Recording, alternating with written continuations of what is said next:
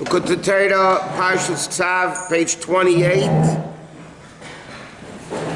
2, 4, 6, 7 lines into the first column.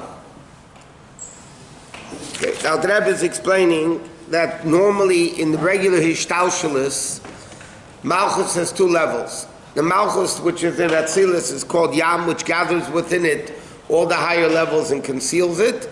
And then there's a limited level of Malchus that comes into the next worlds. That's normally the way it works. Amnam, these few lines we learned, but we'll start again. Amnam, below Shvisha Pesach, the night of Shvisha Pesach, Shayim made him is Galahar Gedela Vatsuma Momaila, when it became this revelation from above. Lemailam, he said, the Shtaush is higher than the chain of the worlds. From Ein to Baruch Atma Sevu Kolam, from the infinite level of Hashem, which again is so great. Yam is not Yam, Yabosh is not Yabosha, there's no difference between them.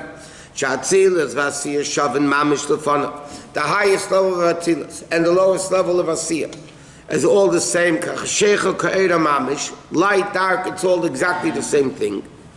Shehelim Vagilis Sebisteda Bishtaushas, Ha'elim is this Gasya, Valmid is Galya, whether it's the hidden worlds of godliness, the revealed worlds of godliness, Hakol Shavin Mamish Lefana. Okay? So what happened in Kriyas Yamsuf? It's not Stam the Yam became Yabosha to save the Jews. Like we learned many times, according to Taisus, when the Jews came into the Yam, unlike what the movie says that they crossed over to the other side, you know, which the simple meaning of the pasuk, according to Taisus and Erechim being down a Mishnah, Medrash, that says they went in, made a U-turn, and came back on the same side they went into. So then the question, what's the purpose of Kriyas Yamsuf? So the answer is simply, I'm talking simply now, to kill the Egyptians. So how did he drown them? So I said again, why did Eibishter have to? Eibishter could have made an earthquake, earth open up, swallowing all the Egyptians like he did by Kairach. Why didn't he need this whole thing with Yamsuf? So Chassidus explains, it's not Stam to kill the Egyptians. There's a lot of, if to kill the Egyptians, Hashem could have had a million ways how to kill them. What happened to Kriyas Yamsuf, like he's saying here, there was such a revelation of Elokus that's so great, it's not Stam infinite revelation of Elokus that causes miracles to happen. This is a revelation that the infinite and finite are all the same. Meaning it's such a great level of Elokus.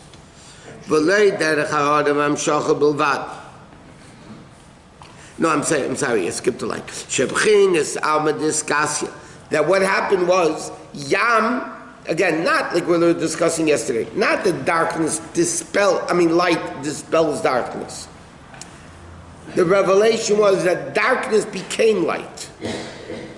This kanas mamish b'chinas gila kamei alma des galia shaklola sahelim atzmi, meaning the actual level of concealment, bali de gili, became revealed, not stam in the way it always is, just a slight revelation of Malchus. And that's what the pasuk says. The pasuk says before Kriyas Yamsuf, Hashem brought an eastern wind. Ruach Yam Kodim is east. Okay, Hashem brought an eastern wind and it split the water. But the Chassidus says, Pirush Ruach Kodim. What does Kodim mean? Not east. Kodim means Kodem, before. Vayelach Hashem Ruach Yam Ruach Kodim means Hashem revealed a revelation of Elokus which is higher than the world. Before the finite, before infinite, before hidden world, the concealed world. Pirish Ruach Kodim Hamshacha from the level of Kadmeine Shel Olam, meaning the essence of Hashem. Ein Tzal Baruch Atzmi She'ein Begeder Almin cloud that's not at all in the realm of worlds. See, when you have the hidden world revealing into the hidden world, the hidden world revealing into the revealed world, like Malchus of Atzilus, which the higher level is Yam, it's still the level of godliness, it's still completely Kedusha, and that level of Malchus wants to come into the next world, which is already Yesh Mi'ayin, not the same level of Bittul, Over there you have a revelation, a slight revelation of the Yam becomes into Yabasha. Here it wasn't a revelation of Yam, like a ray of Yam into Yabasha. The Yam became Yabasha, meaning the essential level of godliness became revealed.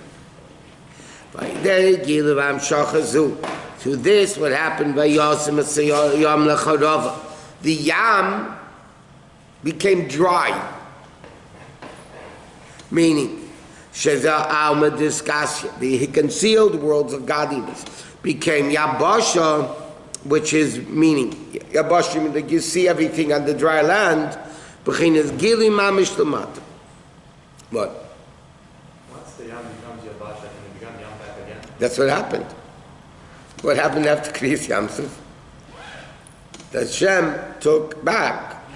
In other words, after he took away the Ruach Kadim, the eastern wind, simply speaking, split the water. Then the Pasuk Hashem took away the wind, and it became back to normal. Here the Alter Rebbe is explaining what does Ruach Kadim mean, this essential revelation of godliness. So when the revelation of godliness, which is higher than everything, higher than Yam, Yabasha, revealed, hidden, all that, so then what happened? Yam became Yabasha. Hashem took away that revelation. It wasn't a permanent revelation. Hashem took away the revelation. So then Yam became Yabasha again. Went back to normal. What? Yabasha became Yam again. But is it the same Yam? Yes. Is it too great of a revelation in order to be permanent? Yes. But after Matan Torah it became permanent. But not revealed permanent. In other words, when a Jew does a mitzvah today, simple, physical, limited, time and place mitzvah, right? They reveal the essence of Hashem. But it's not revealed to us. It's in the trust fund. It's in the bank. You know, we don't have accessibility to use it yet. It's there. We have it. We own it. It's there. But when Mashiach comes, all the trust funds are going to open up, and we're going to have accessibility to all the revelations of godliness that we created. When a Jew does a mitzvah and he brings this revelation, okay? After the mitzvah, is it the same Jew again? No. But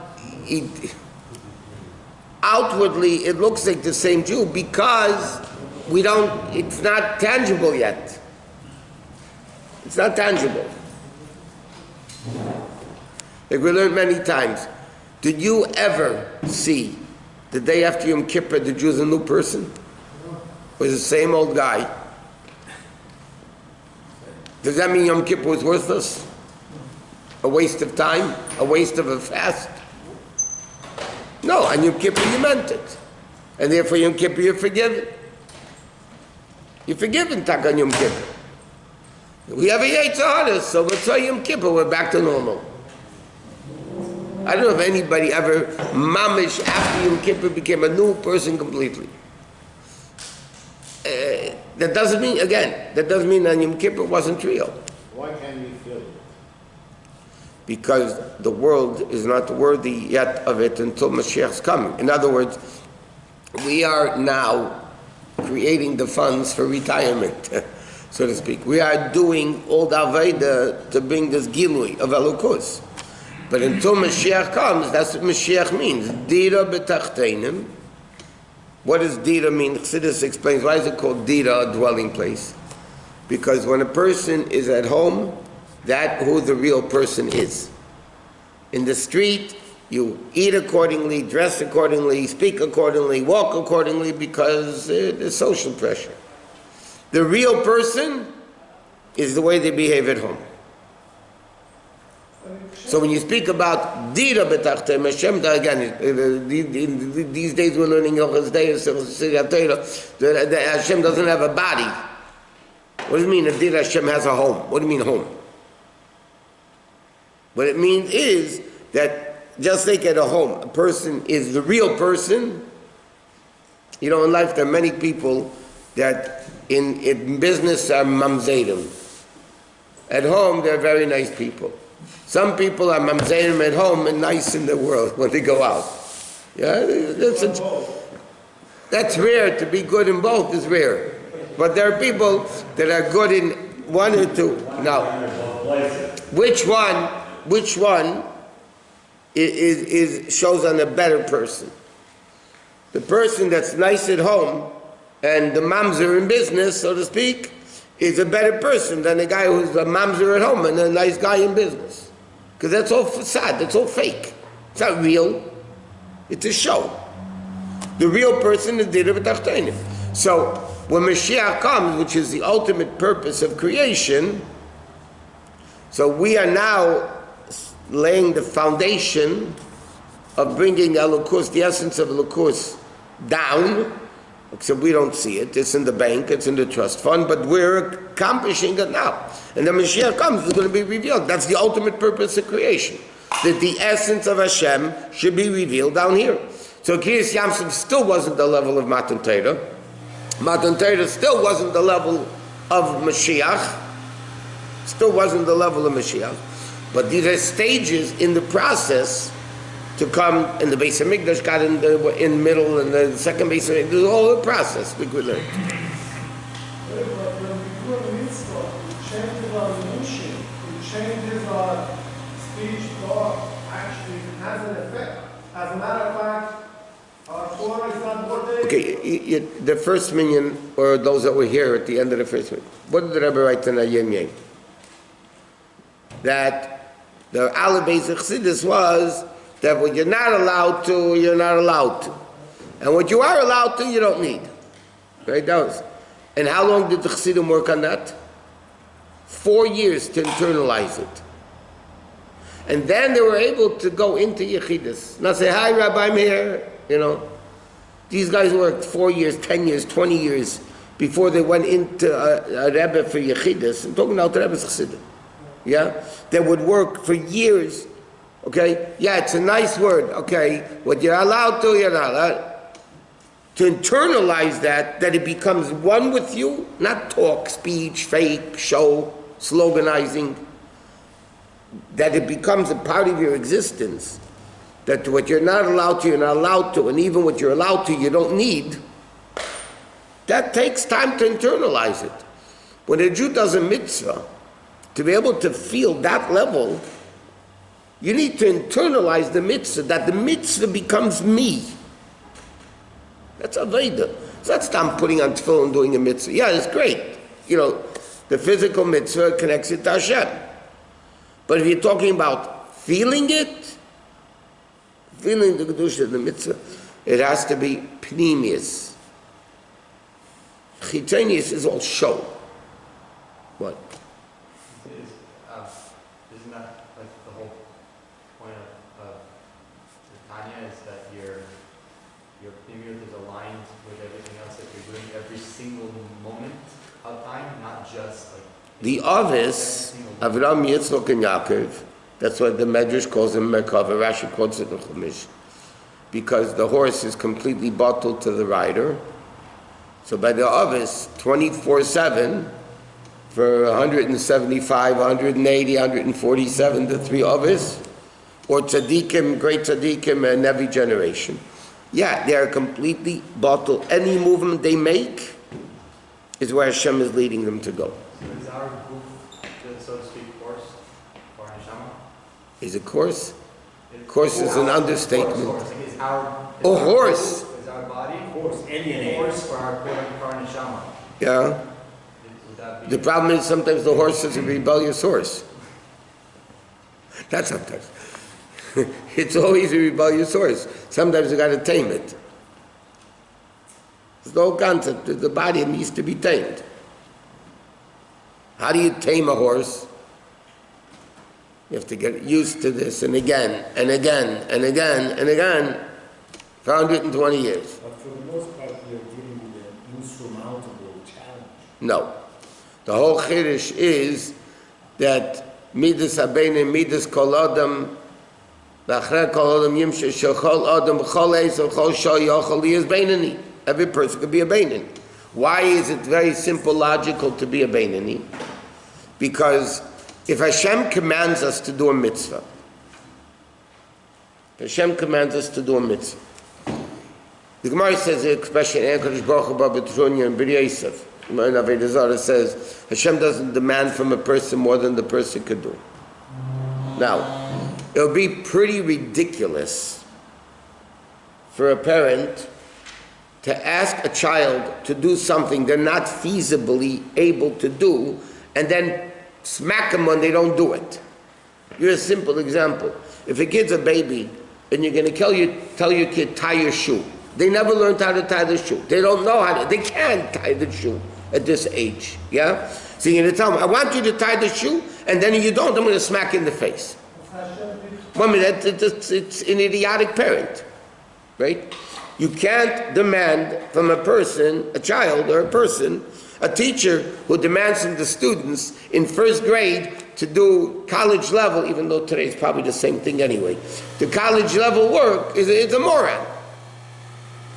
Okay? First graders have to be demanded to do first grade work. 8th grade, 12th grade, whatever it is. Now, so therefore, it's a funny word to use. It'd be pretty foolish for Hashem to ask us things we can't do. Yes? Now, if Hashem says to me, to you, to him, to her, to everybody, keep Shabbos, men put on tefillin and do this, yeah? That means we could do it. Now, by some people, it's not a challenge. By other people, it's a challenge. By other people, it's a massive challenge. Okay? For certain people, keeping Shabbos is not a big challenge. For certain people, that if they don't work on Shabbos, they're going to lose their job, like it was right after the war, it's a very big challenge. Now, if Hashem tells this Jew, who to keep Shabbos, even though he's going to lose his job. Now, how can Hashem ask a Jew to keep Shabbos if it's impossible? He's going to lose his job. What's the answer? The fact that Hashem is demanding him to keep kosher, keep Shabbos, whatever it may be, means, by definition, Hashem says, you could keep the Shabbos.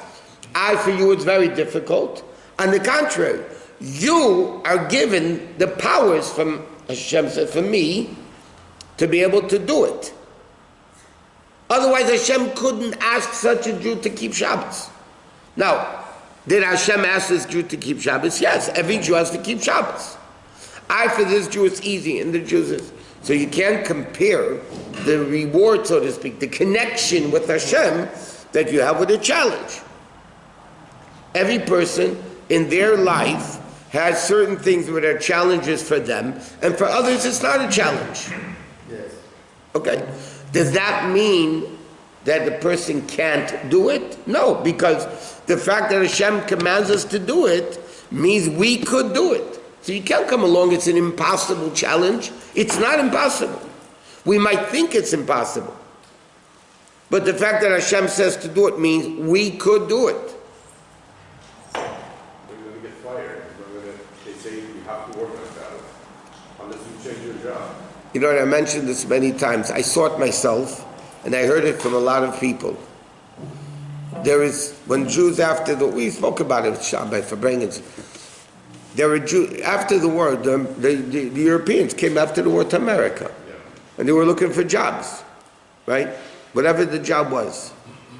Most people, for a while, had jobs from Monday to Friday. Friday, they told the boss, I'm not coming in tomorrow. They told him, don't come back on Monday. Okay? So Friday night, they sat down at the Shabbos table. They were just fired from a job. Yeah? So certain parents at the Shabbos table were bickering and angry at the world and God and everything. Ugh, look at this. Because of Shabbos, I don't have a job. Yeah? And other people at the Shabbos table say, Baruch Hashem, look at this. We're not in Russia, we're able to keep Shabbos, we're able to do mitzvahs. That was their attitude. Factually, and I saw it myself, and I heard it from a lot of people that lived through that, Those people that had an attitude, Baruch Hashem, were able to keep Shabbos, all the children remained religious. And those that bickered Friday night, not one of their kids remained religious. Because what did the parents give over to the children? Hate Shabbos or love Shabbos? What you give over, not the transmission of Yiddishkeit, is in the feeling, in the atmosphere, not in the action. Actions you can't give over. If a kid sees his parent putting on tefillin every day, yeah, but he's the parent, you could tell, resents it. Well, what do I have to do if I can sleep an hour longer? You can sleep an hour longer. So then, what are you giving over to the kid? Tefillin is miserable. Davening is miserable. Shabbos is miserable. So why should the kid want to do it? You're doing it now, but because your parents did it, and today we live in a world, I want to do what I want to do. And that's the fact, by the way. There are exceptions to the rule, but that's the general fact. Children that see the parents love Yiddishkeit will follow Yiddishkeit. And those that don't, why should they? Think about why should they? But coming back to your point, there is no such thing as an impossible challenge. In anything in life, if you believe in God, you don't believe in God, forget it, there's not much to talk about. If you believe in Hashem, and Hashem runs the world, so who's giving you the challenge? Hashem. It would be foolish from Hashem to give you a challenge you can't do. You just don't do it, it's stupid. So if Hashem gives me a challenge, and you a challenge, and him, her, and whatever, that means I can do the challenge. That doesn't mean you could do my challenge. That's why Hashem didn't give it to you. He gave it to me, because Hashem says you could do it. Another challenge, He's not going to give me, because I can't do it. So every day in davening, in brachos, we say, Al Tviyenu L'Dei Nisayin. We're asking Hashem, don't give me tests. But when Hashem gives it to us, that means we can do it. The whole story of David HaMelech and Bathsheba, the Medrash says, David HaMelech came to Hashem and said, I want a test. I want a test. Hashem said, no, you don't. He kept bugging Hashem, I want a test. So Hashem said, you want one? Okay, I'll show you. He gave him the test with Bathsheba. You know the whole story. Huh? He told him it's going to be about He told him, I'm giving you a test, watch what's going to happen. So even though the Gemara says in Shabbos, David HaMelech never sinned, she was a divorced woman, whatever, all those things. On David Melech's level, he flunked the test. Why did he flunk the test? David HaMelech? Because Hashem said, you see what I'm telling you? When I give you a test, you can do it. Don't go asking me for tests. I know what I'm doing. I know how to run the world. Don't tell me how to run the world. Like I said millions of times. If somebody would ask you, I know what you're going to say, but think what you would, without saying it. If you would be God, would you run the world differently? So a normal person would say, I would 100%, I would not make sick, I would not make war, I would not make this, I would make a great world. Whoever says that is a verbal apikatus, but a real one. And whoever thinks it is a little bit smarter not to say how stupid they are, but they're thought apikatus.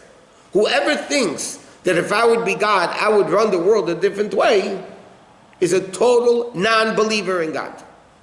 Because if you believe in God, God runs the world the best way possible. It doesn't look like it to me, that's my problem, not God's problem. You want to know if you believe in God? If you ask yourself a question, is God messing me up or not? If you say God is messing me up, then you don't believe in God. I'm talking the real, but I believe in it. Martin Luther King also, I believe, Didn't you have told us that between David and Bathsheba, it's not that that's really what happened? One of these matters came to this, which I don't No, I told her she was a divorced woman. It wasn't adultery. Her husband was chayiv to get killed. Anyways, married with Malchus, and David Malchus sent him to war. And the Gemara says whoever went to Mechemes Beis David, any soldier that went to David HaMelech's wars, before they went to war, they wrote a get to their wife. Why? In case they were missing in action, she wouldn't remain in Aguna. But so what happened? They wrote a get, they came back, they remarried her. They weren't Kayanim, they were able to remarry. So the Yachita was Chayiv Mitzvah. Okay, whatever.